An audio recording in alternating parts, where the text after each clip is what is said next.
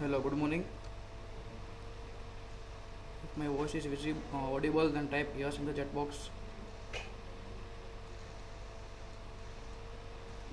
Okay.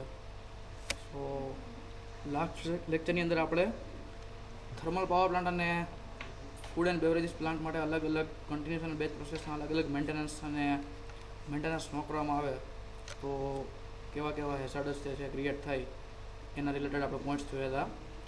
તો આજે આપણે સમજશું last topic of first unit, that is difference or you can say comparison of two different process, that is a continuous and batch process. તો first of all comparison બરાબર કે અથવા difference પૂછવામાં આવે તો એક્ઝામની અંદર આ રીતે અલગ અલગ પાર્ટ પાડીને તમારે લખવાનું રહેશે. આ ઉપરાંત ફર્સ્ટ ઓફ ઓલની અંદર બે અન્ડરસ્ટેન્ડ કરી દેવાનું કે કન્ટિન્યુઅસ પ્રોસેસ કોને કહેવાય અને બેચ પ્રોસેસ કોને કહેવાય. તો ફર્સ્ટ ઓફ ઓલ ડેફિનેશન લખી નાખવાની. કન્ટિન્યુઅસ પ્રોસેસ એને કહેવાય કે એ કોને રિફર્સ કરે કે કોઈ પણ particular flow of a single unit of a product between every step of the process without any break. જો આ રિલેટેડ ટુ ટાઈમ મેં તમને ફર્સ્ટ લેક્ચરની અંદર વાત કરી હતી કે related to time, substance or extent, કે continuous process refers to the flow of a single unit of product between every step of the process without any break in time. એટલે કોઈ પણ ટાઈમ આવવો ન જોઈએ, વચ્ચે કોઈ પણ એક પ્રકારનો બ્રેક ટાઈમ આવવો ન જોઈએ, બરાબર. એવી રીતે કોઈ પણ પ્રોસેસ ચાલે તેને કહેવાય કન્ટિન્યુઅસ પ્રોસેસ. બેચ પ્રોસેસ કોને કહેવાય તો કે batch process refers to a process that ઇન્વોલ્વ્સ sequence of step. Word ઉપર ફોકસ કરજો. Sequence of steps followed in a specific order. એટલે જે રીતે આપણે સમજ્યા હતા એમ કે કોઈ પણ બેચ પ્રોસેસ હોય, ફૂડ એન્ડ બેવરેજીસ પ્લાન્ટ હોય, વોટર ફિલિંગ પ્લાન્ટ હોય, કે કોઈ પણ બેચ પ્રોસેસ હોય એના માટે પર્ટિક્યુલર અલગ અલગ બેચ, અલગ અલગ સિક્વન્સ ઓફ સ્ટેપની અંદર યુનિટ ઓપરેશન થતા હોય અને નેક્સ્ટ સ્ટેજની અંદર મોકલવામાં આવતા હોય. જેમ કે first of all raw material આવે તો એનું વોશિંગ કરવાનું, આફ્ટર દેટ એને ફ્રાઈંગ કરવાનું, બરાબર. જો કોઈ તમે બેવરેજ બનાવતા હોય તો સિરપ પ્રિપેર કરવાનું, બરાબર. આફ્ટર દેટ શું કરવાનું કે પર્ટિક્યુલર એની યારે મિક્સર કરી અને એનું ઇન્ગ્રેડિયન્ટ મિક્સર કરી અને તેને કુલિંગ કરવાનું, બરાબર. પછી કાર્બોનેટિંગ કરવાનું જો બેવરેજીસમાં હોય તો. જ્યારે ફૂડની અંદર હોય તો શું કરવાનું કે વોશિંગ થઈ ગયા પછી કટિંગ કરવાનું. તો આ પર્ટિક્યુલર એક સિક્વન્સ ઓફ સ્ટેપ છે, અલગ અલગ સ્ટેપની સિક્વન્સ હોય તે સ્પેસિફિક ઓર્ડરની અંદર ઇન્વોલ્વ હોય તો એને કહેવાય બેચ પ્રોસેસ. નેક્સ્ટ છે કોઓર્ડિનેશન, બરાબર. કન્ટિન્યુઅસ પ્રોસેસની અંદર કોઓર્ડિનેશન કેવું હોય તો કે ભાઈ particular separate each machine perform a certain processing function and they operates in a steady state. આખી પ્રોસેસ જે હોય એ સ્ટેડી સ્ટેટ એટલે કે સ્ટેબલ હોય, બરાબર. પર્ટિક્યુલર સ્ટડી સ્ટેટની અંદર કામ કરે. સર્ટન પ્રોસેસિંગ ફંક્શન, બધા સેપરેટ ફંક્શન જે છે તે સ્ટડી સ્ટેટની અંદર કામ કરે. જ્યારે બેચ પ્રોસેસની અંદર શું કરવામાં આવે, scheduling is done to maintain the timing between move to અર્થ. મતલબ કે પર્ટિક્યુલર બે ઓપરેશન જે હોય કે માની લો પહેલાં વોશિંગ છે, આફ્ટર ધેટ છે ફ્રાઈંગ, કટિંગ છે, પછી ફ્રાઈંગ છે, બરાબર. કોઈ પણ સ્ટેપ્સ હોય એને પર્ટિક્યુલર શું કરવું પડે, શેડ્યુલ કરવું પડે તમારે. Scheduling is done to maintain the timing between move to earth.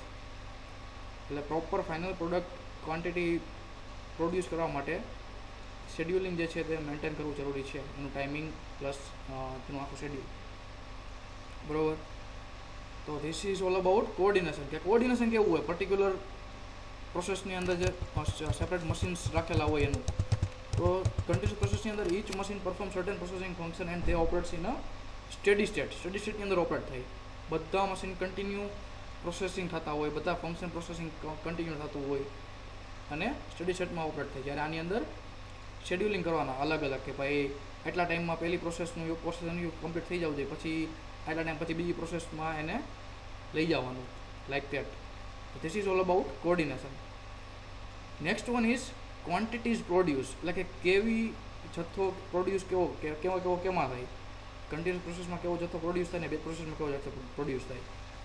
Continuous પ્રોસેસની અંદર આઉટપુટ હોય એ લાસ્ટમાં લાર્જ ક્વોન્ટિટીઝ ઓફ પ્રોડ્યુસ્ડ હોય. એટલે લાર્જ ક્વોન્ટિટી જે છે તે મેળવવામાં આવે પ્રોડક્ટની. Large quantities of product are obtained. જ્યારે બેચ પ્રોસેસની અંદર whole unit of products are produce. એટલે મેં તમને કીધું કે ફર્સ્ટ સ્ટેજની અંદર તમે વોશિંગ કર્યું અથવા તો તો એ વોટર જે છે તેનું સિરપ બનાવ્યું આખું મિક્સર, બરાબર. તો એ આખું યુનિટનું જે છે પ્રોડક્ટનું આઉટપુટ તમને મળે. આફ્ટર દેટ તમે વોશિંગ પછી તમે કટિંગ કર્યું, બરાબર, તો આખા યુનિટનું આઉટપુટ મળે, બરાબર. તો આ પ્રમાણે ક્વોન્ટિટી પ્રોડ્યુસ થાય. નેક્સ્ટ છે કંટ્રોલિંગ. તો કે કન્ટિન્યુઅસ પ્રોસેસ અને બેચ પ્રોસેસની અંદર કંટ્રોલિંગ કેવું હોય.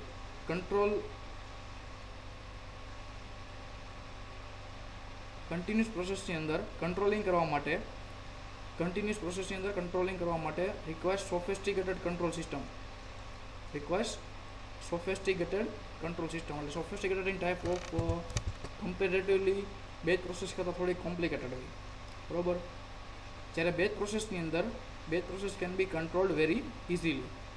આપણે જોઈએ છીએ કે પીએલસીની અંદર બેઝિક તમે થોડું ઘણું લેડર લોજિક પ્રોગ્રામિંગ ને એવું બધું આવડતું હોય તો તમે આખો બટર ફિલિંગ પ્લાન્ટ જે છે તે રેડી કરી નાખો એમાં, બરાબર. તો comparatively continuous process controlling functions of batch process is very easily.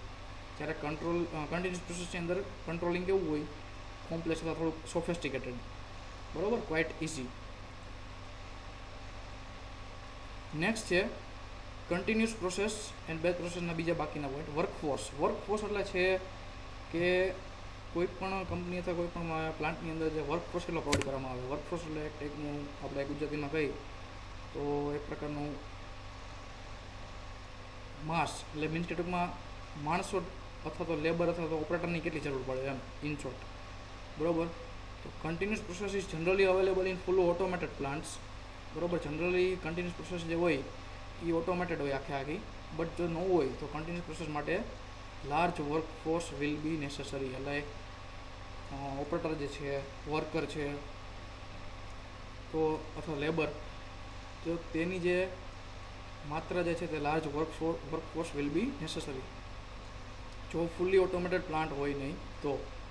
જ્યારે બેચ પ્રોસેસની અંદર સ્મોલ વર્કફોર્સ ઇઝ નીડેડ. આની અંદર પણ પ્લાન્ટ આખો ફૂલી ઓટોમેટેડ હોય પણ થોડો ઘણો વર્કફોર્સ જરૂરી છે, બરાબર, કે જે પ્રોડ્યુસ થાય છે એનું મોનિટરિંગ કરવા માટે ઓફલાઈન અને ઓનલાઈન બે રીતે. After that shutdown time.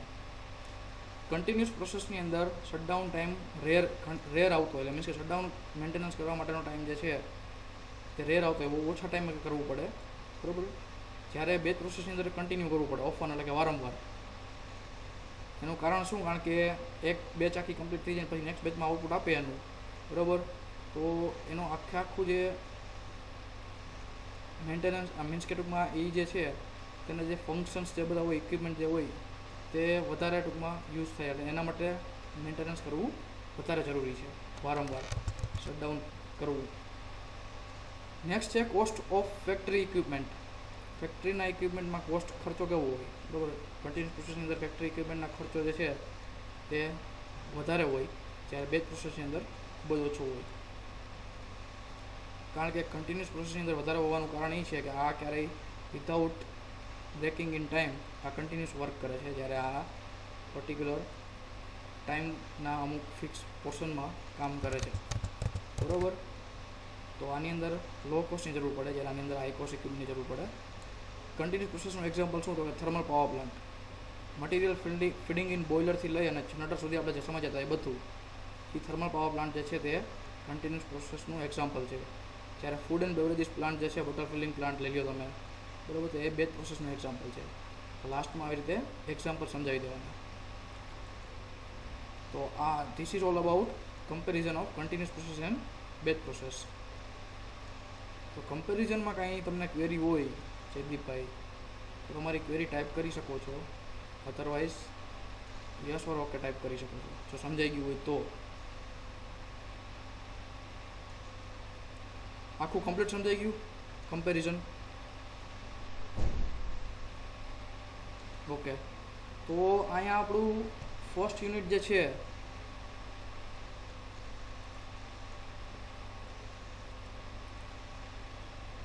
તે process application and instrumentation maintenance મેનેજમેન્ટનું ફર્સ્ટ યુનિટ જે છે તે કમ્પ્લીટ થઈ છે. હવે આપણે સ્ટાર્ટ કરીશું સેકન્ડ યુનિટ. તો સેકન્ડ યુનિટની અંદર સેકન્ડ યુનિટ કોના રિલેટેડ છે જોઈ લઈએ જરાક. યુનિટ 2 જે છે જો આપણે ફર્સ્ટ યુનિટ અંદર કેટલું કમ્પ્લીટ કર્યું, રિવાઇઝ કરી લઈએ quick. Type off process base on process application using instrumentation first unit. જેમ કે કેવી પ્રકારની પ્રોસેસ હોય, તો કે period of operation of the process with batch process, continuous process, unit operation કોને કહેવાય, યુનિટ પ્રોસેસ કોને કહેવાય, કમ્પોઝિટ પ્રોસેસ કોને કહેવાય, હાઇબ્રિડ પ્રોસેસ કોને કહેવાય, આ બધું જોયું આપણે. બરાબર. પછી આપણે સમજીએ for food and beverages industry bottle filling plant માટે બેચ પ્રોસેસના મેન્ટેનન્સ એન્ડ હેઝાર્ડસ પોઈન્ટ. બરાબર. For thermal power plant material feeding in boiler to turbine continuous process. બરાબર. એના માટે આપણે સમજીએ આખે આવું. નેક્સ્ટ યુનિટ છે instrumentation maintenance engineering techniques. Instrumentation maintenance એટલે કે ઇન્સ્ટ્રુમેન્ટેશનનું અથવા તો કોઈ પણ સર આખા પ્લાન્ટનું મેન્ટેનન્સની અને તેને રિલેટેડ જે એન્જિનિયરિંગ ટર્મ્સ જે આવે, જે શબ્દ જે યુઝ થાય ઇન્ડસ્ટ્રીઝમાં, એના વિશે આપણે જોવાનું છે. બરાબર. એટલે જનરલી મોટાભાગે આમાં મેન્ટેનન્સ જ આવશે, પણ લાસ્ટ ટોપિકની અંદર અલગ અલગ ટર્મ્સ આવે છે, બીજી ટર્મિનોલોજી છે, જેમ કે બિલ ઓફ મટીરિયલ છે, CMMS છે, કરેક્ટિવ મેન્ટેનન્સ છે, KPI છે, LCC છે. બરાબર. આ બધી ટર્મ્સ સમજવાની છે અલગ અલગ. તો હવે યુનિટ 2 સ્ટાર્ટ કરીએ કે ઇન્સ્ટ્રુમેન્ટેશન મેન્ટેનન્સ એન્જિનિયરિંગ ટેકનિક્સ, કે ઇન્સ્ટ્રુમેન્ટેશનનું મેન્ટેનન્સ કેવી રીતે જોવામાં આવે અને એન્જિનિયરિંગ ટર્મ્સ કેવા હોય, બધા અલગ અલગ ટેકનિક કેવી હોય. બરાબર. તો આપણે નેક્સ્ટ યુનિટ સ્ટાર્ટ કરીએ, યુનિટ 2.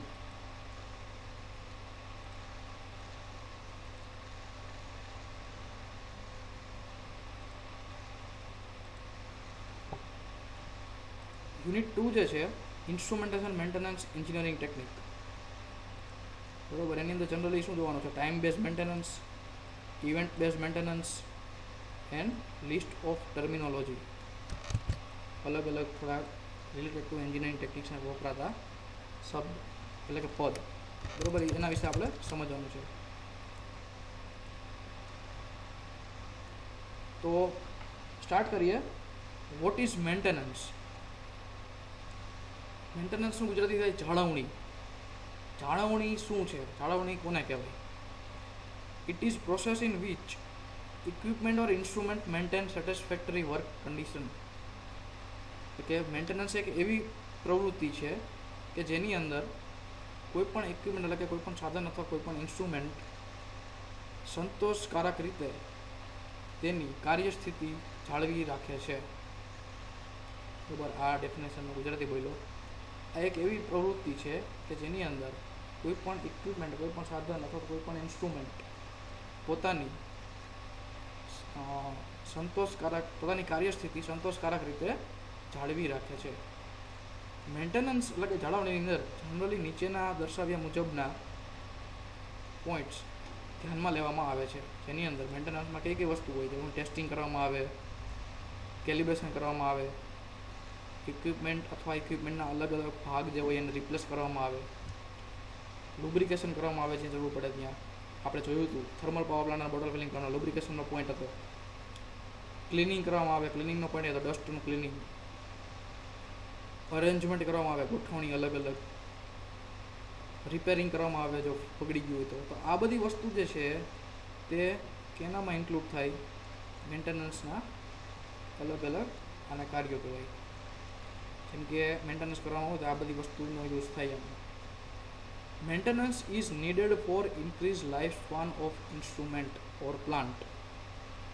જાળવણી જે છે તે ઇન્સ્ટ્રુમેન્ટ અથવા પ્લાન્ટની લાઈફ સ્પાન એટલે ગુજરાતી શું કહેવાય કે એની ટૂંકમાં વધારે કામ આપવાનું, જેટલું ટૂંકમાં કેટલો ટાઈમ સુધી કામ આપી શકશે એને કહેવાય લાઈફ સ્પાન. બરાબર. તો એ વધારે છે. આપણે કહીએ ને કે આ વસ્તુ થોડીક સાફ કરી, આ વસ્તુ થોડીક બરોબર હલાવી, બરાબર, આ વસ્તુ રિપ્લેસ કરી નાખી તો આ જે કોઈ પણ પર્ટિક્યુલર ઇક્વિપમેન્ટ અથવા ઇન્સ્ટ્રુમેન્ટ જે છે તે વધારે ટાઈમ ચાલશે. તો એ લાઈફ સ્પાન જે છે તે ઇન્ક્રીઝ કરે. આ વર્ડ તમારે સમજવાનું. લાઈફ સ્પાન કોને કહેવાય? કે એની જે વર્કિંગ સાયકલ જે છે તે વધારે ટાઈમ માટે ચાલે ટૂંકમાં, ઇન શોર્ટ. બરાબર. This is all about maintenance. એટલે આને મેન્ટેનન્સ કહેવાય. હવે મેન્ટેનન્સ તો સમજી લીધું. મેન્ટેનન્સના પ્રકાર જોઈએ કે ટાઈમ બેઝ મેન્ટેનન્સ હોય અને એક ઇવેન્ટ બેઝ મેન્ટેનન્સ હોય. ટાઈમ બેઝ મેન્ટેનન્સની અંદર 3 પ્રકાર આવે: પ્રિવેન્ટિવ, બ્રેકડાઉન, ત્રીજું છે શટડાઉન. ટાઈમ બેઝ મેન્ટેનન્સની અંદર બીજા 3 પ્રકાર છે: પ્રિવેન્ટિવ, બ્રેકડાઉન અને શટડાઉન. જો અમુક પોઈન્ટ એવા લાગે ને તો લખતા રહેવા વારંવાર. પછી ઇવેન્ટ બેઝ મેન્ટેનન્સની અંદર આટલા બધા પ્રકાર છે જે તમને લખેલા દેખાય છે. Run to failure or alternative, event driven, calendar based, statistical base, condition based, predictive, reliability centred, financially optimised. This is all about type of maintenance. આ પ્રકારના ટાઈપ હોય બરાબર. તમને એક્ઝામમાં પૂછે 1-2 માર્કમાં તો એટલું લખી નાખવાનું કે આટલા પ્રકારના મેન્ટેનન્સના ટાઈપ હોય છે. તો એની અંદર ફર્સ્ટ જોઈએ પ્રિવેન્ટિવ મેન્ટેનન્સ. પ્રિવેન્ટિવ મેન્ટેનન્સ એટલે કે કેવું મેન્ટેનન્સ કે એ એક એવો પ્રકાર છે મેન્ટેનન્સનો કે જે ઇન્સ્ટ્રુમેન્ટ ફેલ થયા પહેલાં એનું મેન્ટેનન્સ કરવામાં આવે. It is done before instrument fail. Instrument fail થાય એ પહેલાં જ એનું મેન્ટેનન્સ કરી નાખવામાં આવે, એટલે રાહ નહીં જોવાની. પ્રિવેન્ટિવ મેન્ટેનન્સ જનરલી કેવું હોય કે ઇન્સ્ટ્રુમેન્ટ નોર્મલ વર્કિંગ કન્ડિશનમાં હોય ને તો તરત એને રેગ્યુલરલી ક્લિનિંગ, લુબ્રિકેશન, બરાબર, ઝીરો એન્ડ સ્પાન સેટિંગ. આ એક એવી વસ્તુ છે ઝીરો એન્ડ સ્પાન સેટિંગ કે કોઈ પણ પર્ટિક્યુલર ઇન્સ્ટ્રુમેન્ટ માટે ઝીરોનું સેટિંગ કરવાનું, સ્પાન સેટિંગ ચેક કરવાનું પ્રોપર છે કે નહીં, ડસ્ટનું ક્લિનિંગ કરવાનું. આ બધા પોઈન્ટ્સ જે છે તેમાં આ બધા ટાસ્ક પરફોર્મ થાય છે પ્રિવેન્ટિવ મેન્ટેનન્સમાં. પ્રિવેન્ટિવ મેન્ટેનન્સ બેઝિકલી કેવા પ્રકારનું હોય? ટાઈમલી બેઝ થાય. આપણે વાત કરીએ ને કે ટાઈમ બેઝ મેન્ટેનન્સ છે. આ અહીંયા તમે જોયું હશે ટાઈમ બેઝમાં પ્રિવેન્ટિવ, બ્રેકડાઉન અને શટડાઉન. તો કેવી રીતે હોય? ડેઇલી એટલે કે દરરોજ કરવામાં આવે, અમુક જગ્યાએ વીકલી હોય એટલે અઠવાડિયે, મંથલી હોય એટલે કે મહિને, ક્વાર્ટરલી હોય એટલે કે 3 મહિને, હાફ યરલી હોય બરાબર એટલે કે 6 મહિને, અને યરલી એટલે કે વર્ષે. તો આ પ્રકારે પ્રિવેન્ટિવ મેન્ટેનન્સ કરવામાં આવે છે. નેક્સ્ટ છે બ્રેકડાઉન મેન્ટેનન્સ. બ્રેકડાઉન મેન્ટેનન્સની અંદર બ્રેકડાઉન મેન્ટેનન્સમાં ઇક્વિપમેન્ટ અને કોમ્પોનન્ટ ફેલ થયા પછી પ્રિવેન્ટિવ મેન્ટેનન્સમાં કેવું હતું કે ફેલ થયા પહેલાં તો it is done before instrument fail, it is done after instrument fail. એટલે કે ફેલ થયા પછી તેને કરવામાં આવે છે તેનું મેન્ટેનન્સ. તેની અંદર કેવી વસ્તુનો સમાવેશ થાય તો કે repairing and replacement. Repairing and replacement એટલે કે રિપેર કરવાનું અથવા તો એને બદલવાનું. રિપેર એટલે કે મીન્સ કે ફેલ થઈ ગયું તો એ વસ્તુ પછી જરૂર પડે તો બદલાવી પડે તો ટૂંકમાં લગાવવાની, કાં તો એનો ફોલ્ટ હોય એનું ટ્રબલ શૂટિંગ કરવાનું. આ પ્રકારનું મેન્ટેનન્સ જે છે બ્રેકડાઉન મેન્ટેનન્સ એ ખૂબ જ કોસ્ટલી છે. It is costly. કોસ્ટલી એટલે કે ખર્ચાળ. શું કામ? કારણ કે રિપેરિંગ કરવા માટે કંઈક અમુક પાર્ટ્સ વાપરવા પડે, રિપ્લેસ કરો તો આખા નવું પાર્ટ્સ વાપરવું પડે. તો એ મેન્ટેનન્સ કેવું થયું? કોસ્ટલી એટલે કે ખર્ચાળ. પ્રોડક્શન લોસ વધારે છે. એટલે કે આ પ્રકારના મેન્ટેનન્સની અંદર ટાઈમ તમે વચ્ચેથી કન્ઝ્યુમ કરો તો પ્રોડક્શનનો લોસ જે છે તે વધે.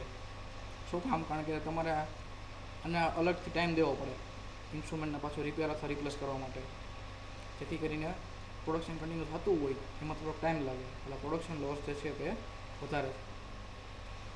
બ્રેકડાઉન ટાઈમ જે છે તે ઇન્ક્રીઝ કરે. બ્રેકડાઉન એટલે કે ઇન્સ્ટ્રુમેન્ટ ફેલ થઈ ગયું બરાબર, ત્યાંથી લઈ નવું પાછું ઇન્સ્ટ્રુમેન્ટ પરફેક્ટ લાગી જાય અને પાછું ચાલવા માંડે પ્રોસેસમાં, તો એના વચ્ચેનો જે ટાઈમ જે છે તેને કહેવાય બ્રેકડાઉન ટાઈમ. તો એ જે છે તે વધારે છે. આવા પ્રકારના મેન્ટેનન્સની અંદર ઓપરેટર જે છે તે અંડર પ્રેશર વર્ક કરે છે. Under pressure in the sense કોઈના દબાણ હેઠળ કાર્ય કરે છે. એટલે કે કન્ટિન્યુઅસલી ઉપરથી ટૂંકમાં પ્રેશર હોય કે જલ્દી આટલા ટાઈમમાં પૂરું કરો, આટલા ટાઈમમાં પૂરું કરો, આટલા ટાઈમમાં આ વસ્તુ કરી નાખો, એવી રીતે. It is directly reduce profit. એટલે ડાયરેક્ટલી પ્રોફિટને ઘટાડે છે. કારણ કે વચ્ચેથી તમારે કાં તો આખું ઇન્સ્ટ્રુમેન્ટ જે છે તે તમારે રિપ્લેસ કરવા માટે કાઢીને ડિપાર્ટમેન્ટ સુધી લઈ જવું પડે, કંઈક વસ્તુ બાયપાસ કરવી પડે એ ન હોય ત્યાં સુધી બરાબર. તો આ બધા પોઈન્ટ્સ લીધે જે છે પ્રોફિટ જે છે તે અલ્ટિમેટલી ઘટે છે. તો this is all about breakdown maintenance.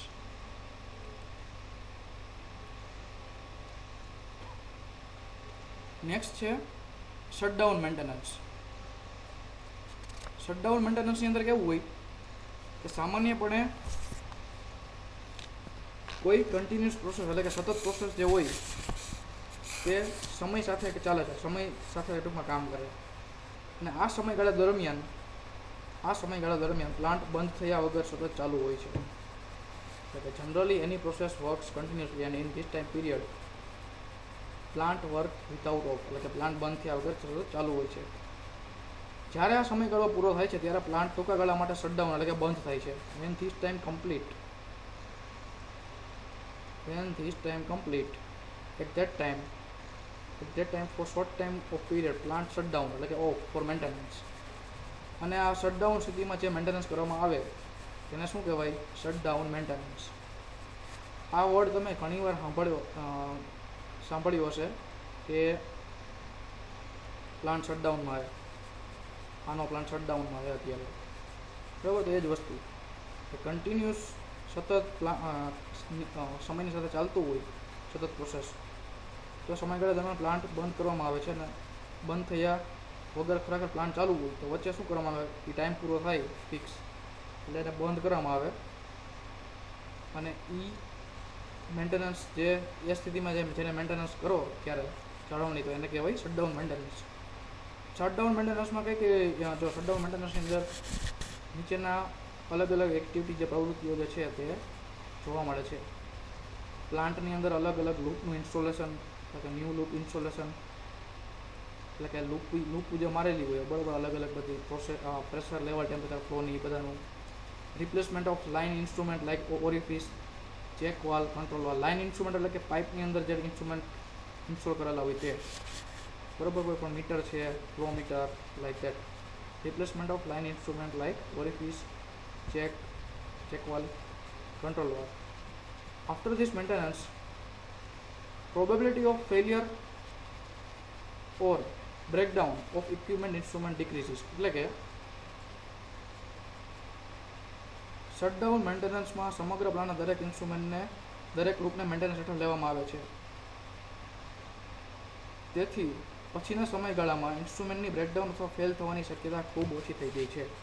In short કહેવામાં આવે છે શટડાઉન મેન્ટેનન્સ કરી નાખ્યું હોય પછી ઇક્વિપમેન્ટ અથવા ઇન્સ્ટ્રુમેન્ટની ફેલ થવાની અથવા બ્રેકડાઉન થવાના ચાન્સીસ જે છે તે ઘટી જાય છે. કારણ કે આખું જે વસ્તુ રિપ્લેસ કરવાની હોય રિપ્લેસ કરી નાખી, ક્લિનિંગ, લુબ્રિકેશન, બરાબર, આ બધા પોઈન્ટ છે આમાં આવી તૈયાર હોય, બરાબર. એ બધી વસ્તુ થાય જ, કારણ કે આખો પ્લાન્ટ જ બંધ કરી દેવામાં આવ્યો હોય અને બધી કરે. પછી ન્યૂ લૂપ ઇન્સ્ટોલેશન કરે, પ્લસ કેલિબ્રેશન કરે, ટેસ્ટિંગ કરે જ્યાં જરૂર હોય ત્યાં.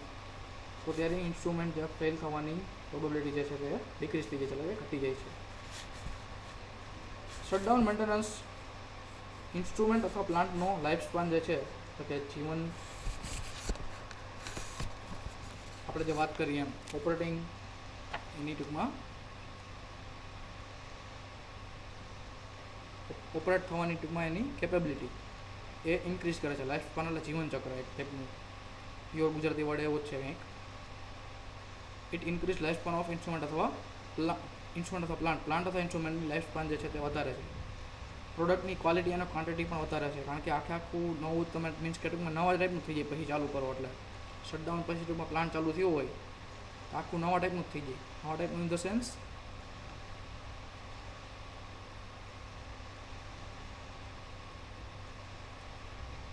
જે વસ્તુ બગડી જવાની હતી અથવા તો બગડી જાય એવી હતી તેને તમે રિપ્લેસ કરી નાખી, બરાબર. કેલિબ્રેશન ટેસ્ટિંગ કરી નાખ્યું, બરાબર. તો લાઈક દેટ.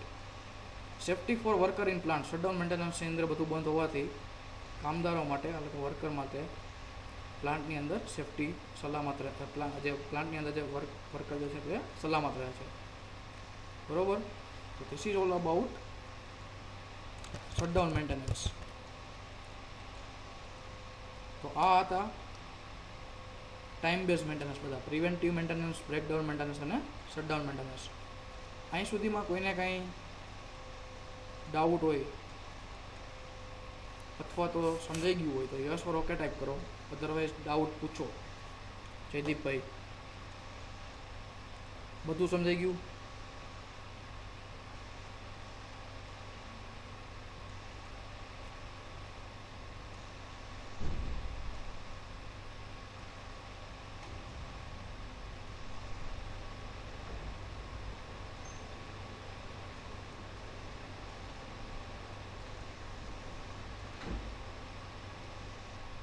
તો પ્રિવેન્ટિવ મેન્ટેનન્સ કોને કહેવાય? આન્સર લખો જોઈએ ચેટ બોક્સમાં.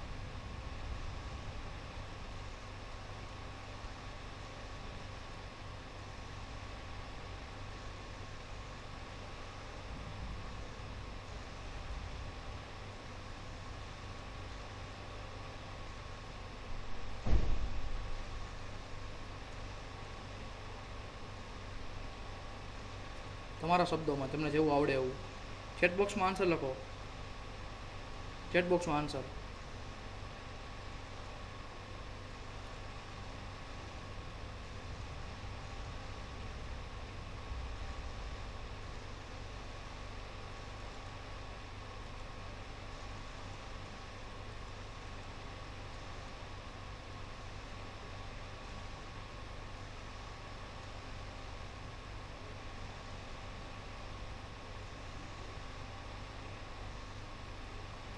ચેટ બોક્સમાં આન્સર ટાઈપ કરો જયદીપભાઈ.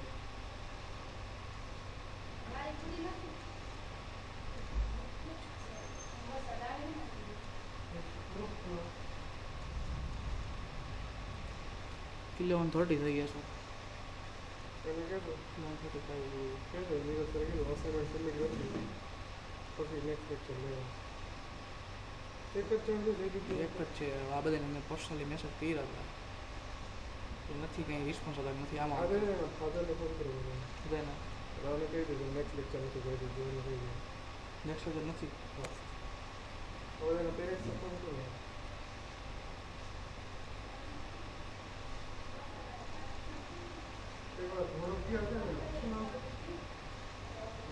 કુકડીએ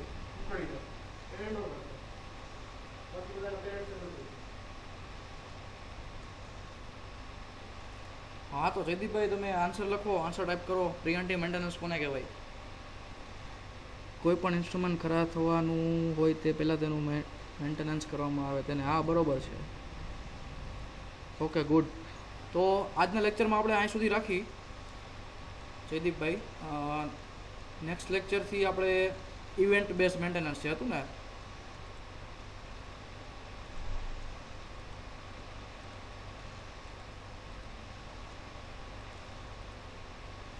ઇવેન્ટ બેઝ મેન્ટેનન્સ સ્ટાર્ટ કરશું. મેન્ટેનન્સની અંદર ટાઈમ બેઝ તો કમ્પ્લીટ થઈ ગયું.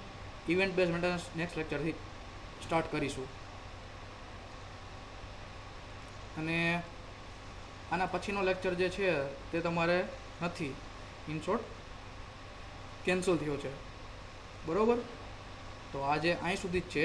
આના પછીનો નેક્સ્ટ લેક્ચર જે છે તે કન્ડક્ટ નહીં થાય, બરાબર? તો આજના લેક્ચરમાં કાંઈ ક્વેરી હોય, ડાઉટ હોય તો પૂછી શકો છો, અથવા સમજાઈ ગયું હોય તો યસ ઓર ઓકે અથવા ક્લિયર ટાઈપ કરી શકો છો.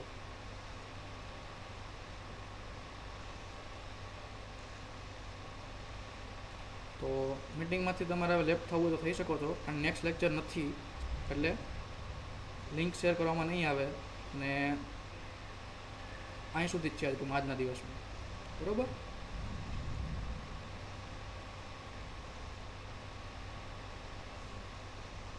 તો આજનો લેક્ચર અહીં સુધી આપણે રાખીએ, અહીંયા કેન્સલ.